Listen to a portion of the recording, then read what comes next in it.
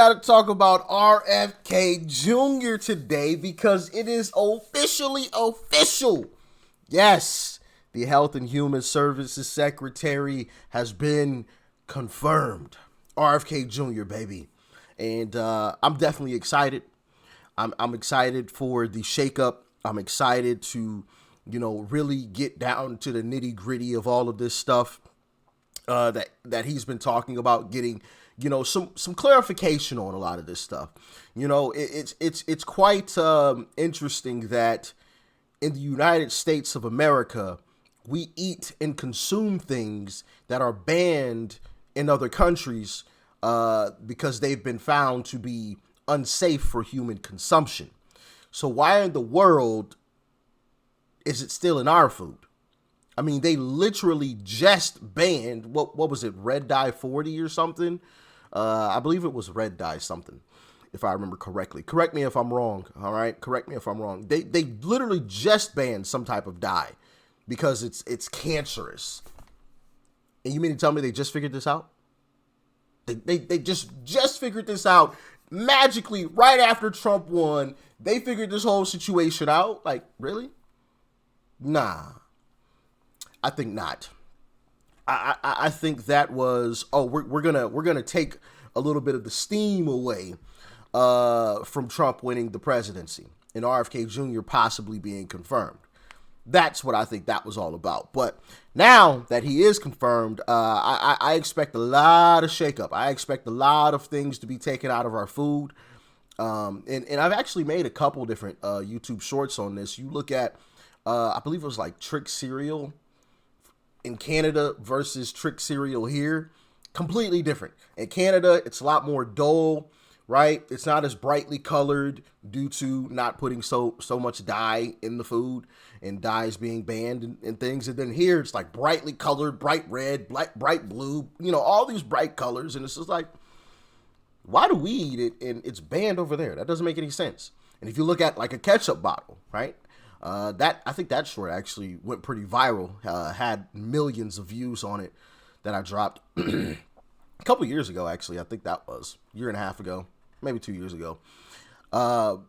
You look at a ketchup, the ingredients label on our ketchup versus Canada's ketchup, and Canada's ketchup has like 4 ingredients. Ours has like 50, and it's just like, this just doesn't seem right here. But I'm definitely excited. But let's check out what RFK Jr., a little bit of what RFK Jr. had to say after being confirmed.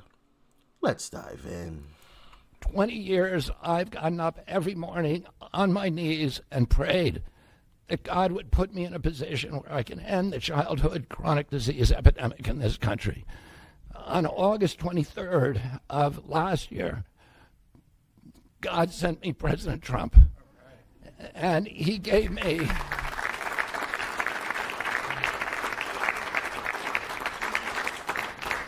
He's now given me, he's kept every promise that he's made to me. He's kept his word in every account and gone way beyond it. I'm so grateful to you, Mr. President. A lot of people told me that I couldn't trust President Trump, that I better get it in writing. And we did a handshake, and everything that he told me he was going to do, he has done. And I'm so grateful to him, and I've told you before, I genuinely believe that you are a pivotal historical figure, and you are going to transform this country at a time when we see all of the indicia of democracy now in tatters in our country. We see the rise of the military-industrial complex, the rise of totalitarianism, these attacks on our Constitution, and this breathtaking epidemic that is disabling our people. President Trump has promised to restore the American dream in this country. A healthy person has 1,000 dreams. A sick person only has one. 60% of our population has only one dream, that they get better. President Trump has promised that he's going to restore America's strength. But we can't be a strong nation if we have a weak citizenry. If people are sick, 60% of our people are sick, 77%. As President Trump mentioned, of our children cannot qualify for military service. And we need a man on a white horse now. We need somebody who is willing to come in and has the spine and the guts and the strength to challenge orthodoxies, to stand in the way of vested interests, and to break institutions that have turned against our democracy. President Trump has shown again and again that he is that hero. 1,000%. 1,000%. Without a question. Without a doubt. Without a doubt. Trump is that guy. And I believe RFK Jr. is going to be that guy as well to really shake things up. And I cannot wait. I also can't wait for Kash Patel. That is going to be fireworks as well. I mean, that's going to be explosive. If you watched my video the other day, you know why. Okay? You know why. All right. Now, I also want to talk about old Mitchy Mitch. Yeah, the swamp creature Mitch. Because, well, just check it out. Meantime, today, once again, Mitch McConnell is standing alone among Senate Republicans. He just voted no on Robert F. Kennedy Jr.'s nomination to head HHS, his third time voting down a Trump nominee after opposing Pete Hegseth and Tulsi Gabbard. It is a stark contrast from the powerful Republican leader who once backed Trump, but who the Washington Post now describes as the unlikely and sometimes lonely face of Republican resistance. Brendan Buck is back with me. Mitch McConnell just put out a statement. It reminds folks that he did survive polio. And he wrote this, Brendan: I've watched vaccines save millions of lives from devastating diseases across America and around the world. I will not condone the relitigation of proven cures. Colleagues tell the Post that they respect McConnell, but that his no vote makes them sad. What's the dynamic that's at play here? Well, look, I will start by saying I have a lot of respect for Mitch McConnell. I was around him a lot when I was in the Speaker's office, and I think he is a very principled person who did a lot for the Republican Party over many years. The obvious difference is he's no longer leader, and there is, I think, something notable. I don't know this, I would be surprised if Mitch McConnell had ever voted against a nominee of his own party until this year. And it was always his job to make sure that his colleagues didn't vote against them. And so I imagine it's fair for a lot of them to look at McConnell and say, hey, you put a lot of pressure on me to take a lot of tough votes over the years. You valued discipline more than just about anything as leader. And why now do you have the freedom to sort of freelance? I think that's very reasonable. Of course, I think probably what is consistent here is that Mitch McConnell is of an era of Republican politics when none of these people he's voting against would have ever been nominated in the first place. So he's now put in a position of having to grapple with voting for people who, make crazy claims about vaccines or have very questionable credentials to lead our national security agencies. And we know that Mitch McConnell has long cared a lot about national security. And so it's not surprising necessarily that he was. We are not the Republican Party of old. It's a new day, okay? And I said this before Trump won the election. I said following 2024, the Republican Party is going to look completely different. From the politicians down to the voters, it's going to look completely different. People that you wouldn't have ever expected to vote for Trump and Republicans will be voting for Trump and Republicans. And we will have more politicians, right, in Congress that resembled, the likes of the Matt Gaetz of the world, the Byron Donalds of the world, right, the Marjorie Taylor Greens of the world, that resemble more of people with some spine, right, people with a backbone, and not people who just flop over to the establishment like Mitch McConnell. Those folks are on their way out.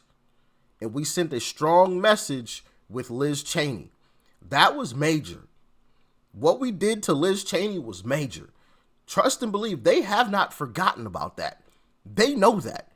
And I think that is one of the reasons why, leading up, you heard a lot of whispers about Susan Collins and Lisa Murkowski and John Cornyn and I think Tillis. There was one other one. I can't think of who it was, but there were some whispers that some of those folks were going to vote no on Trump's picks. But when it came down to actually doing it, they didn't. They voted yes. They all did, except for one. The oldest one out of the group, the one who has to get pushed around in a wheelchair, Mitch McConnell, who I think we obviously know this guy is... How are you feeling, on his way out? Look at this. Like, this is just ridiculous. Leader McConnell. Like, come on, bro. Really? Really? This is who we have representing this country? When we have, dictators on this planet, like the dictator of China, Putin looking at that, like, come on, bro. Really? That's who we have? You got to be kidding me. You got to be kidding me. I'm sorry. But he's got to go. Kentucky, he's got to go. Come midterms, Mitch McConnell better be gone, Kentucky. And I don't think I'll get any disagreements on that one. Like I said, the Republican Party of old is cooked. It's done. It's over with. We are not the old Republican Party. We are a new Republican Party. And, one thing that I'm also excited about, not only is Trump's presidency, but, following Trump's presidency afterwards, right? Because Trump is going to become like the guy behind the scenes. Trump will be the Barack Obama of the Republican Party. And I think it's still going to be phenomenal. It's going to be absolutely amazing to watch this new Republican Party dominate, because that's what it's going to be. I don't think we will have a close election until what would that be, 2032? Because Democrats will have no choice. That's when we'll have something where we're like, ooh, this is a little close. That's just my prediction. Obviously, I don't know with 100% certainty, right? 2028 is going to be a blowout, in my humble opinion. Midterms aren't going to be close in 26. Midterms in 2030, I don't think we'll have any issues either. But come 2032, when the Democrat Party, has to be forced to change, that's when I think it'll start getting a little bit closer. But I think we'll still pull that one off as well. But only time will tell. Trump did have something to say, though, about Mitch McConnell and him voting no to, he's voted no on Pete Hegseth, Tulsi Gabbard, and now RFK Jr. And you know what's funny about all of that? He failed every single time. Trump won, Mitch McConnell lost, the old guard is on its way out, and the new guard is taking control. But check out what Trump had to say about old Mitchy Mitch. Be sworn in. Mitch McConnell has now voted against several nominees. He voted against RFK Jr. as the next health secretary, citing conspiracy theories. What's your reaction to that? Well, I feel sorry for Mitch. And I was one of the people that he wanted to go to the end and he wanted to stay leader. He's not equipped mentally. He wasn't equipped 10 years ago mentally, in my opinion. He'd let the Republican Party go to hell. If I didn't come along, the Republican Party wouldn't even exist right now. Mitch McConnell never really had it. He had an ability to raise money because of his position as leader, which anybody could do. You could do it even, and that's saying a lot. But the fact is that he raised money and he gave a lot of money to senators, and so he had a little loyalty based on the fact that as leader you could raise a lot of money. Senators would call me and they say, he wants to give me 20, 25 million. Can I take it? I'd say, take the money. But he engendered a certain amount of, I don't even call it loyalty. He was able to get votes. But I was the one that got him to drop out of the leadership position, so he can't love me. But he's not voting against Bobby. He's voting against me, but that's all right. He endorsed me. Do you know that Mitch endorsed me, right? Well, he did. You think that was easy? What? He had polio, obviously, and I don't know anything about he had polio. Are you doubting that he had polio? I have no idea if he had polio. Kaylin Collins is so annoying for that question. So annoying. Listen, I hope she gets kicked out. I'm sorry. She is so annoying. Are you doubting that he had polio? He literally just said, I don't know. So how do you go from that to, are you doubting? Like, she's literally trying to, like, drum up some type of negative story. Like, oh my goodness. Check that out again. Y'all let me know if y'all agree. Is he? What? He had polio, obviously, and his I don't know. I don't know anything about he had polio. He had polio.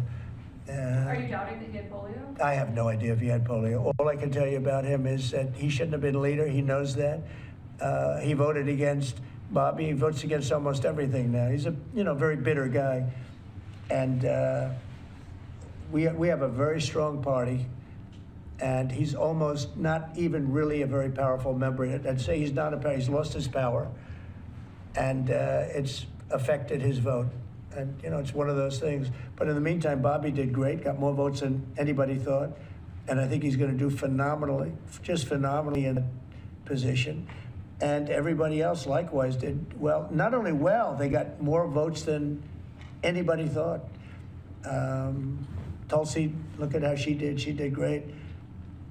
Marco got 99 votes. How about that? And Marco got 99 votes. And Marco, by the way, I have to tell you, Marco Rubio's done a fantastic job. He's been a great Secretary of State. They're all doing great. But we're going to have a swearing in today, and maybe we're going to have a second one, because I hear we have a couple of them coming up. And the man behind me is doing a fantastic job, Secretary of Commerce. And I think you're going to see something very big come from today's signing. This is going to be a very important signing. Okay? Yeah. Mitch McConnell's a bitter guy. He's lost all of his power because he is no longer a leader. And I think, like Trump said, one of the reasons why he had so much power was because of the money he was able to raise. Dollars and cents. Hey, money talks, BS walks. Y'all have heard that saying before.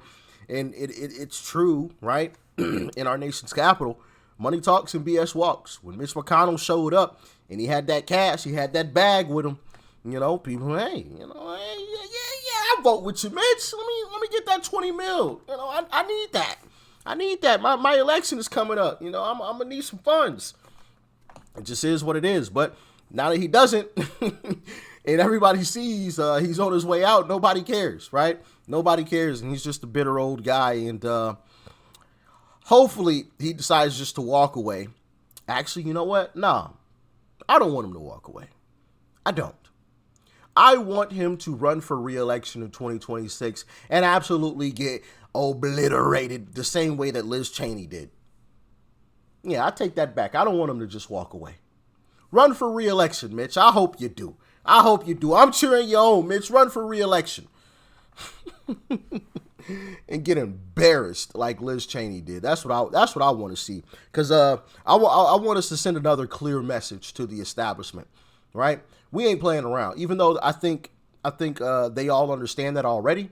One more clear message I think would be great. And we could send that clear message with Mitch McConnell being absolutely embarrassed. Absolutely embarrassed. But as always, thanks for tuning in. Y'all stay safe out there. Peace and love. I'm out.